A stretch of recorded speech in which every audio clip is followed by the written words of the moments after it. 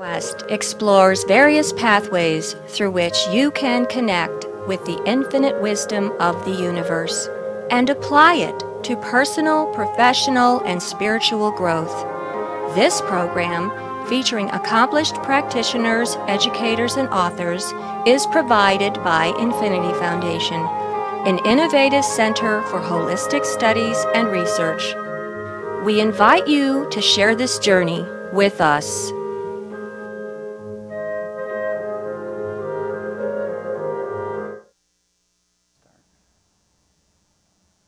I'm sorry.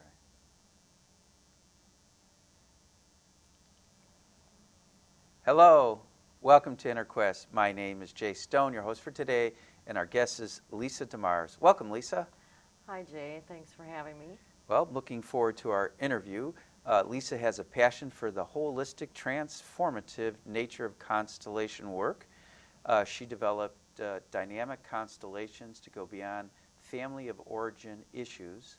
Lisa has been a dynamic constellation facilitator since 2006. So the burning and first question is, what is a constellation? Well, constellation is used to describe both a modality and an assemblage.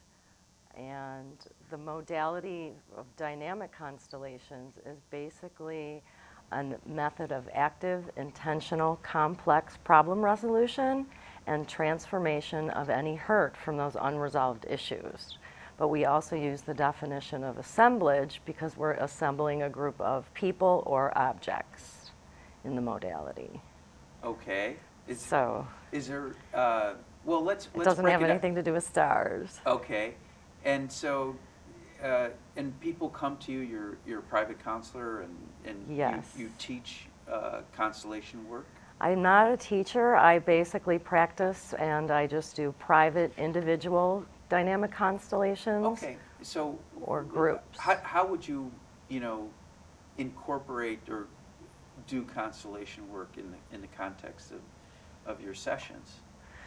I basically work with an individual or I do live groups. And when I work with an individual, I use objects. And I use objects to anchor and represent the people, places, and things in a client's life.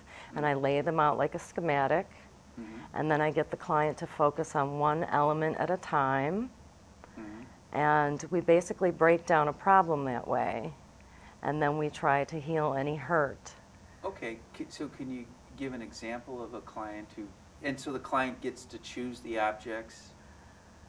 Do the clients choose the objects? You got like a bunch of objects? Well, different facilitators use different objects. Some okay. Facilitators will use rocks or dolls. I've even seen people use poker chips. I myself use bottles of water. Okay. And hence the bottles of water on the table. Hence the bottles of water as examples. Okay. And I'm the facilitator, so I'm basically leading a client to have a shift in perspective about their situation. Mm-hmm. Okay. Okay, so it's also an opportunity for a client to be creative? Yes. Okay. Because not only do we want to resolve any points of contention, we want to get the client to make actively make alternative choices so they don't repeat the problem by making the same old choice again. And every time we do a constellation, the results will be different when they do make a shift in right, because they start to see the objects differently. Yes, they do. And what they represent. Yes. More importantly, it's what your clients do once they leave the office. Yes. So one, it's for a tangible object, but because people like to work with tangible objects or something tangible. And the other is the energy factor of water, and that I believe that water can hold the resonance of vibration patterns. And so we can work with the vibration patterns and read vibration patterns. And people go by felt sense. You get a felt sense of whether it's uncomfortable to be with another person or next to another person or away from another person. Okay, so can you explain how a constellation works? You just described the process, but how does it work? Well, how does a person kind of get resolution? the person gets resolution by when I, as facilitator, work with the client. I get input from the client about their situation. So basically, I get them to seat in deeper to where their problem is. So instead of being in their head and having a story, they're dropping down into where they're feeling that situation, the felt sense of that situation, whether it's pain or anger or fear. And then as I facilitate the constellation, they will make a shift when we have a discussion about alternative choices. Mm-hmm. Now, could this work for a couple or a family? It works for everyone. This is the difference between a dynamic constellation, which is what I named my work, and family constellations. In family constellations, they basically stick to family and family of origin. Mm-hmm. And I'll constellate anything, politics, political issues, organizations, companies. You mentioned politics. I wanted to break the bottle. See, that's the sense that I go with a person. That felt sense of yours, I would lay a schematic out of that anger or passion. Yeah. And then we'd, through discourse, we would get deeper into the core of that issue. And then maybe we could discover what's below just the action. Mm-hmm. And that's basically what goes on. And when did you make this shift? I think in the intro I said 2006? 2006. And what led to this shift? Well, I was working as a vice president in corporate securities, basically in securities firms, and I had a shift myself. I just had a change in perspective about what I was doing, and I got involved in classes on astrology and tarot and other alternative healing methods, and I went from there to studying the body talk system, which incorporated family constellations. Uh-huh. And once I did one family constellation, I thought it was the most phenomenal thing I'd ever done as far as alternative healing work in my whole life. And so I never went back to any other modality or any other kind of work. Tarot, nope, I do nothing but that's all I do are constellations now. And do you teach people how to do constellation work on their own at home? So that, is it possible, let's say you've got an issue and rather than going to a constellation specialist, you just kind of do the work on yourself? Yes, people have asked me if I would teach or if I will teach in the future. I have taught in Seattle. I've taught a few people that have been my clients for quite some time.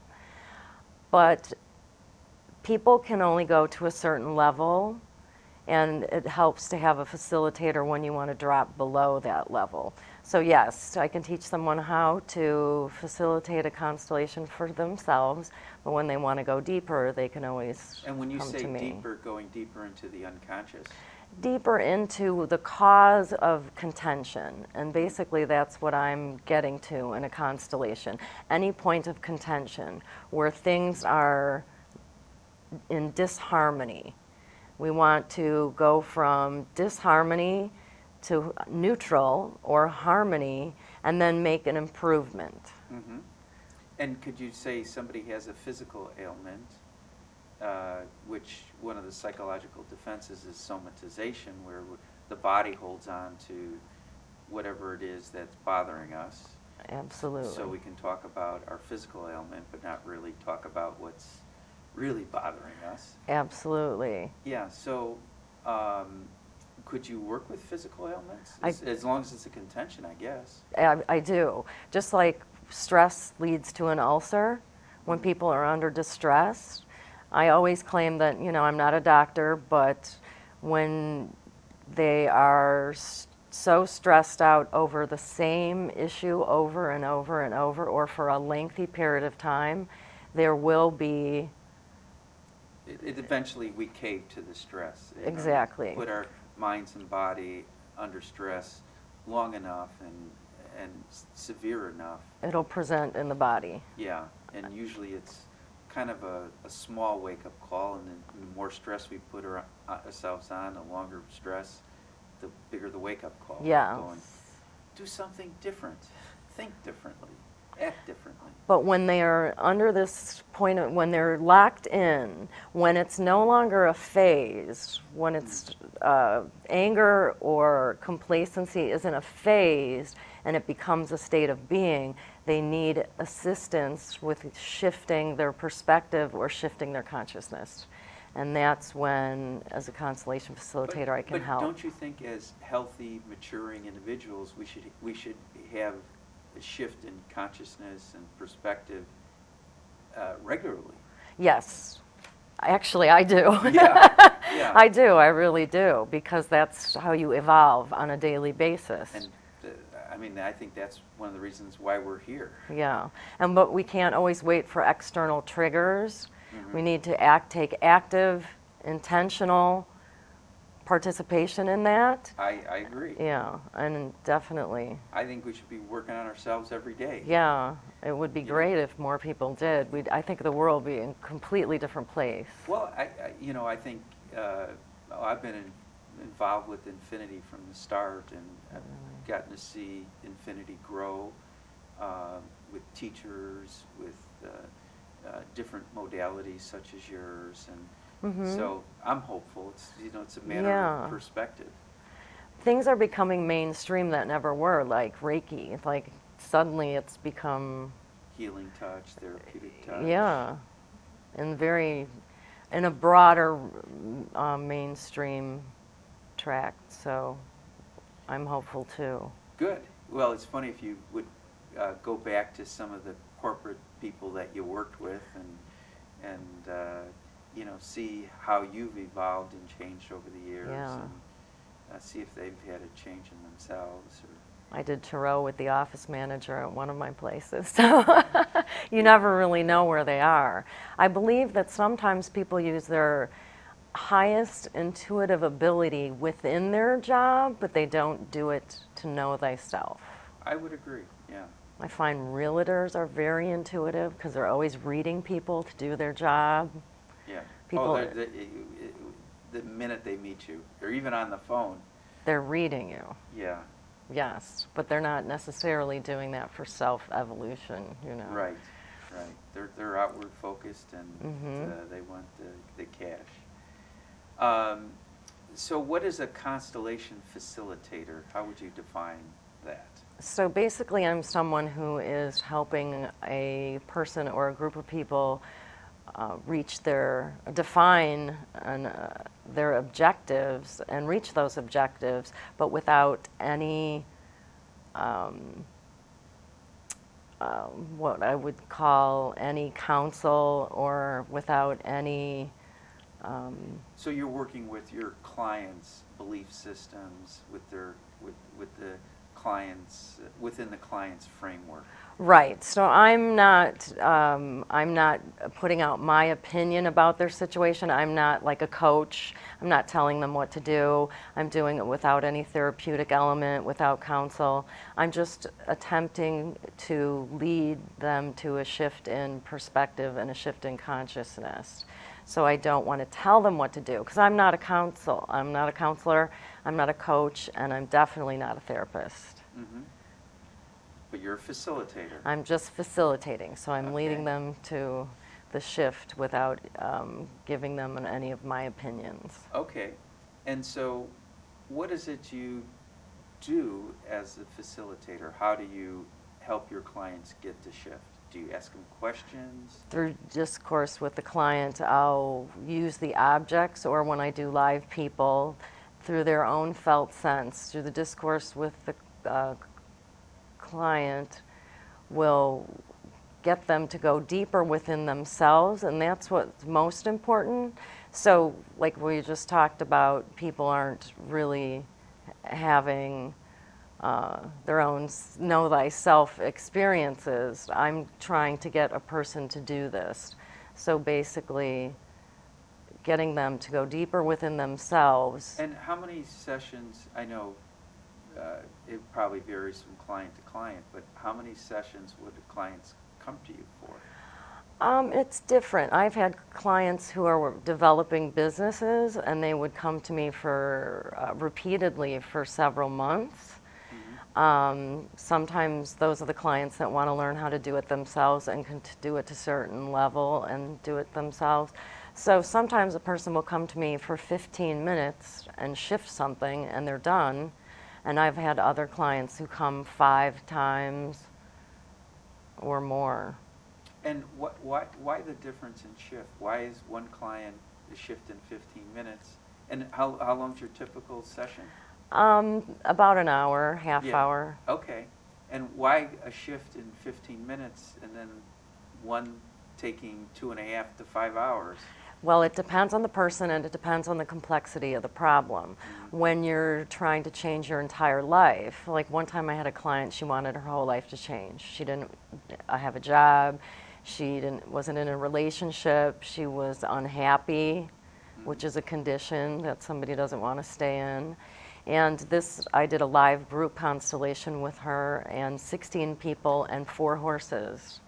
And after that, it was about 2 hours long, and after that, her entire life changed, and is still changing. It was phenomenal. When you say alive, meaning you were teaching a class, or? Well, instead of using the bottles of water to represent people, places, and things in the client's life, I used strangers to represent people, places, and things. Walk down the street and say, hey, come here. Well, when I do a class, I post an ad for a class in a magazine, or I'm doing a class for Infinity at the end of July. It's published in the catalog, and people who show up, out of the people that show up, I'll choose one person as a client, and then they will pick somebody out of the attendees to represent them. Then they'll sit down. I'll use the representative, that primary representative, and they'll choose the people that they're having issues with. We work out the issue with the strangers because they have less trepidation about telling the truth than the actual client. Okay, so they're more likely to tell the truth. Yes. Okay. And you use representatives. How are you using that term? Well, they're basically like just kind of the simple stand-ins? Stand-ins or surrogates. Okay. So they're representatives. They're basically represent and anchor the energy as a surrogate. And I assume parents show up a lot as being representative, or spouses. Yes. Siblings, definitely. For when we do family and family of origin, we do a lot of the constellations with family, definitely. Relationship is one of the top reasons people come to me for constellations. And like discord in relationship? Absolutely. There's always discord in some relationships, especially in business, I find. A lot of people, if it's not family, in-laws, the next arena people are coming to me for would be their work. And that would be issues with their boss or coworkers. And so it can be small, but it could be an agitation, and an agitation that they keep having to live with, but they don't have to live in disharmony. You never have to be stuck in any problem. You can always find a result. And constellation is one of those ways to find it result. It is, yeah. Okay. And how often would you recommend somebody do constellation work? I recommend that they do constellation work the second that you can't pass a point of contention on your own. Okay. So try working it out yourself first, and if you're unable to shift your own perspective. So a mental, emotional block. Either any. Or social block. Or social. Yeah. Yes, if you notice. And that is kind of a way to get people to be more mindful of their situation. It's kind of like my way of, I call it, this is my RX for you. Pay attention, and if it's not changing, do something about it. Do your own constellation about it. And if it doesn't change, then come back and see me. Okay, now we've got these water bottles on the Yes. table. Mm-hmm. Our representatives. And any reason why you brought 6? Or No, just a random number, actually. I just grabbed 6 because it's enough to show you the relationship example that I was going to kind of, I'm just going to show you what I do when I use objects. So basically I would pick the first object to represent the client. Mm-hmm. And the client is I'm with the client, and I'd say, this is you, this is Mary. Mary tells me that she has an issue with, say, her husband, and that she's not getting enough attention from her husband, and she feels jealous. Or, and I can, through discourse and reading the vibration patterns, once the bottles have been, that I declare that they represent a certain person, I start reading the vibration pattern. So I'm doing energy work at the same time. Mm-hmm. And I've done a client in this way where she believed it was her husband that she was having an issue with, but it wasn't the husband, it was actually one of her sons. And so I could read this where it wasn't the husband. When you say read this, is this like a I'm reading the vibration pattern, Okay. more like the intuitive felt sense. Okay. I'm getting a felt sense of what this feels like to be in Mary's shoes. Okay. Or I'm getting the felt sense of what it is like to be in her husband's shoes. Okay. And when she tells me that her story is that she's having an issue with her husband, I can get the felt sense that she's really having. And see, when you brought the son in, I could see that the husband and the wife have separated, and the son is like in between the two. This is how I constellate as Okay. And then she feels so when I bring this up to her, I can also then start to feel the sense. In this example, I was feeling the sense that the son was kind of distant. And when I brought that up to the client, she felt that the son was kind of like rejecting her, when really he was just becoming He's a teenager. a teenager. He's Or just becoming an adult. As my sister liked to say, a meenager. A meenager. Yes, but really what they're doing is trying to develop their own individuality and becoming independent. Okay. And so instead of her being upset about having him, she'd like him nearby. If I put him nearby, I could feel he's uncomfortable, but she feels good. Mm-hmm. And as soon as I explain to her that what he is experiencing is his own, basically he's just going through puberty, mm-hmm. and that it's not her, and he's not rejecting her, then she has a shift in perspective about it too, and then they can both be in a more comfortable place. Okay. And so basically the objects are really to give a person something tangible and lay out the whole schematic of their family. And I've done 2-hour sessions, which my standard full session is 2 hours, and I can lay out about 50 bottles and know who's who of entire 50 bottles? Yeah. I can do 50 bottles, believe it or not. It's much easier for me to do it than describe it, because constellation work is very experiential, where it's mm-hmm. very difficult to put into word what really goes on, but it is very easy to be in one. Well, and now that I see the bottles and you explained the experience to me, the term constellation makes more sense. Constellation just meaning basically laying out a schematic, an assemblage of objects. So 50, I mean, that's yeah. remarkable. Yes. So you want to finish this example? You had 3 in there. How would more people figure in this? Well, this woman also had a daughter, but the daughter didn't really have anything to do with the father and son. So basically when I originally lay out a family, I ask for the whole family. So I have a husband, I have a daughter, I have a son.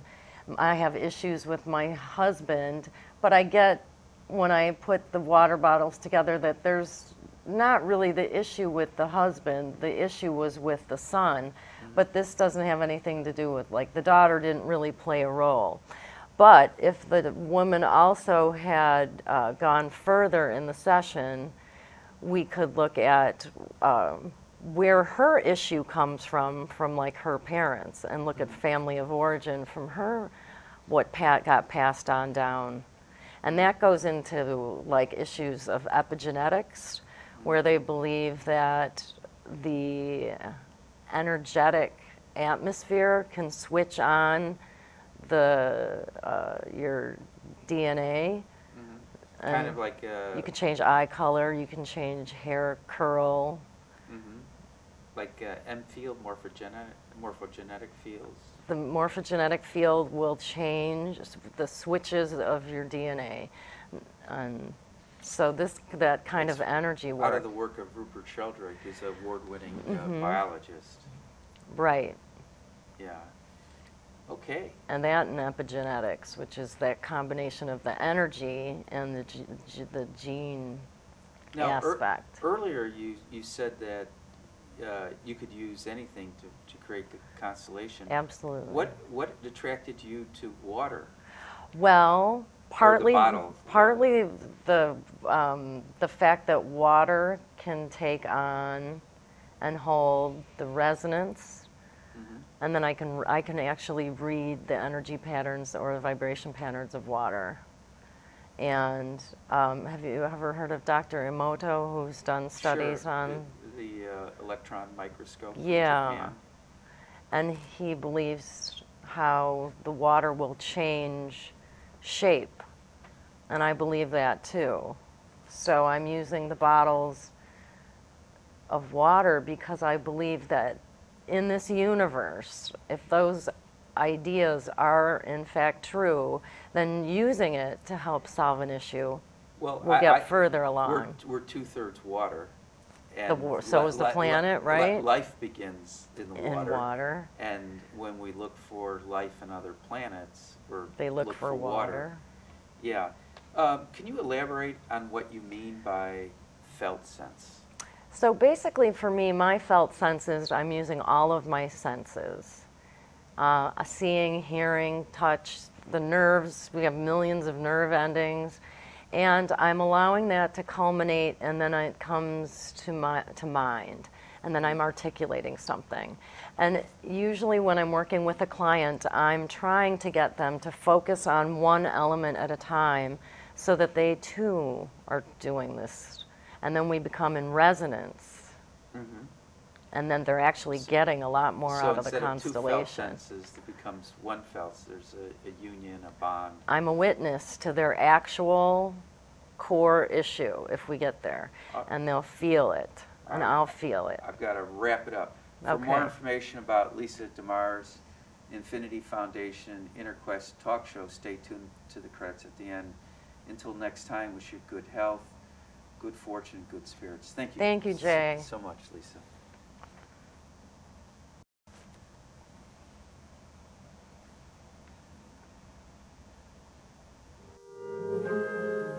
For more information about this show, our guests, Infinity Foundation, or any of our other programs, please visit our website, infinityfoundation.org, or call us at 847-831-8828.